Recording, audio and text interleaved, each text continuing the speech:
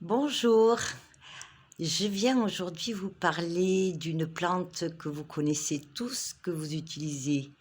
J'en suis sûre pour la plupart d'entre vous, ou en tout cas que vous avez un jour utilisé. C'est l'aloe vera.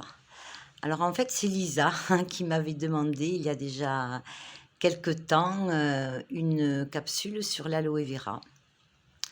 Alors l'aloe vera, moi ce que je peux vous dire pour l'avoir utilisé, je ne vous parle que de choses que je connais, hein. Et comme je dis toujours, ce ne sont pas, c'est ma vérité, c'est mon expérience, mais chaque cas est différent et chacun va adapter en fonction de sa peau ou de ses besoins les produits. Et puis, c'est vrai qu'on a tous des habitudes et on reste sur ses habitudes. Mais ça, c'est, on le dit que c'est une seconde nature, c'est bien vrai, hein. C'est un peu comme lorsqu'on aime un gâteau, on va le faire tous les dimanches et puis un beau jour, on dit allez, j'essaye autre chose. Donc l'aloe vera, il est intéressant, mais vraiment pour toutes les peaux. Mais ce qui est très très important à savoir, parce que ben, même moi, je fais des erreurs, et même souvent, j'apprends d'ailleurs de ces erreurs, c'est que l'aloe vera, il va avoir bien évidemment, tout le monde connaît les bienfaits de l'aloe vera sur les coups de soleil, les brûlures. C'est pour ça que je me dis, c'est l'été, ça peut rendre service. Le gel d'aloe vera est très agréable car il a cette sens, il rafraîchit de suite, il apaise. Et on a vraiment la sensation lorsqu'on l'applique, l'aloe vera, que la peau de suite va boire, boire, boire. Donc pour cet effet anti-inflammatoire et restructurant, c'est vrai qu'il est apprécié de beaucoup de personnes. Mais ce qui est important, c'est de bien comprendre qu'un produit hydratant n'est pas un produit nourrissant, hein. C'est une lapalissade, mais c'est important de le préciser parce que je vais vous dire, moi, la première fois que j'ai utilisé l'aloe vera, je l'ai appliqué sur le visage. J'ai dit, mon Dieu, mais quelle horreur, ça tire. J'ai trouvé ça extrêmement inconfortable. Et oui, parce que comme tous les produits, il y a malgré tout une façon de les utiliser. Donc l'aloe vera, c'est toujours en couche épaisse et on ne le garde pas sur la peau. Vous ne le faites pas comme moi lorsque j'ai voulu l'essayer. Pourquoi? Parce que ben, lorsqu'il va avoir fini finalement d'hydrater, il y aura pratiquement plus rien. Il va avoir cet effet filmogène, il va venir tirer votre peau. Donc c'est pas le but, hein, lorsqu'on veut réhydrater une peau, c'est pas en même temps de la dessécher. C'est un peu comme l'argile, hein, on fait attention qu'il ne sèche pas sur la peau. Et surtout, surtout, faites attention, si vous l'appliquez au contour des yeux, c'est toujours en couche épaisse. Alors, tout ça aussi, c'est pour vous ramener à ce que je vous ai déjà dit. Et oui, je comprends, vous allez dire, elle nous répète toujours les mêmes choses, mais oui, d'abord parce qu'il y a de nouvelles abonnées qui n'ont peut-être pas vu les besoins de la peau, hein, la vidéo du double nettoyage où j'explique dans celle-ci que votre peau, elle est formée de ce film protecteur qui est fait d'eau et d'huile. Donc effectivement, lorsque la peau a chauffé, on va de suite l'hydrater parce que déjà, elle a beaucoup souffert, elle a perdu son eau. Mais en même temps, pour éviter cette évaporation, on va lui donner son huile, hein, parce que notre surface de la peau, ben, ce film, il est bien constitué d'eau et d'huile, hein. Alors, en fonction des types de peau, vous allez pouvoir utiliser une huile plus ou moins fine, appropriée à votre type de peau. C'est sûr qu'une peau très très sèche, hein, elle va adorer une huile d'argan ou une huile de barbarie, mais elle risque de ne pas aimer du tout le coco, hein, enfin, elle va pas aimer le coco, c'est pas vraiment qu'elle ne va pas l'aimer, mais ça ne sera pas l'huile qui va lui mieux lui convenir, pardon. Et donc ça, c'est hyper important, hein, de repérer son type de peau. Une fois qu'on a repéré son type de peau, c'est très facile. Donc j'en reviens en même temps, puisqu'on ne va pas trop s'éloigner, c'était surtout de l'aloe vera dont je voulais vous parler.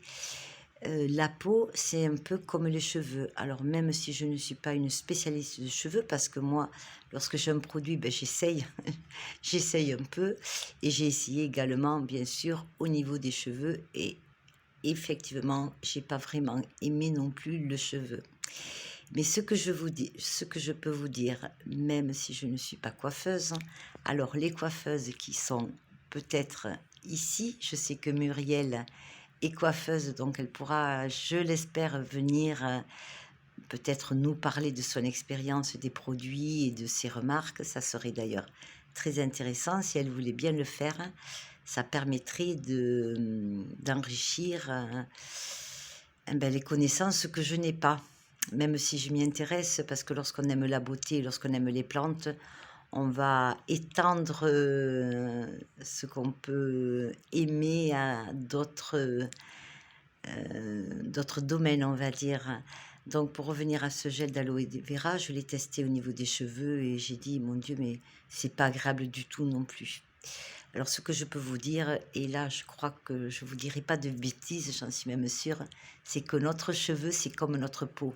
D'ailleurs, on le voit bien, il y a même des personnes au niveau de la racine qui ont des racines très grasses, hein, parce que lui aussi, notre cheveu, il a besoin d'être nourri, il a besoin d'être hydraté. Et l'erreur, alors quand je dis l'erreur, c'est pas dramatique, c'est déjà très très bien de le faire, c'est qu'on a le réflexe, on pense le cheveu sec, on le nourrit.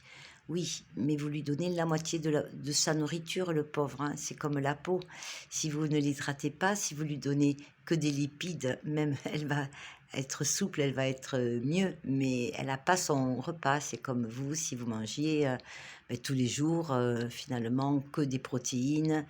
Et si vous oubliez d'hydrater votre peau en mangeant des légumes ou en buvant de la boisson.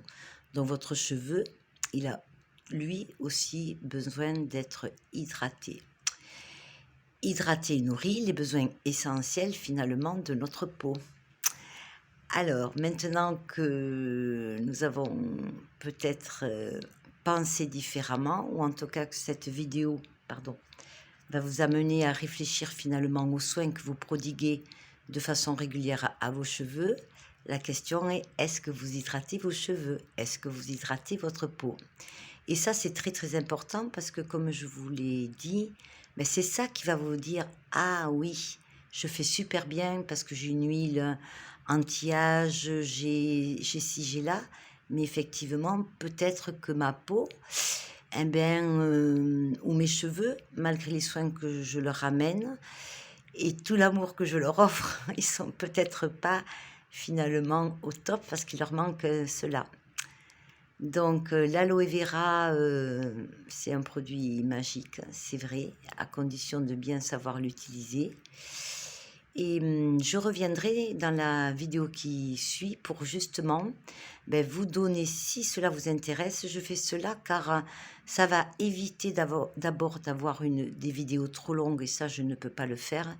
Et surtout celles qui ça ne leur plaît pas, elles vont pas regarder la prochaine vidéo. Mais dans la prochaine vidéo, je vais venir et vous donner justement des petites astuces à utiliser sur votre visage, à utiliser sur votre cuir chevelu, avec l'aloe vera et vous verrez que les peaux très sèches et les peaux mixtes et les peaux grasses vont beaucoup aimer aussi puisqu'il a aussi cet effet qui est très purifiant. Donc les peaux mixtes, on le sait, hein, c'est une grande majorité.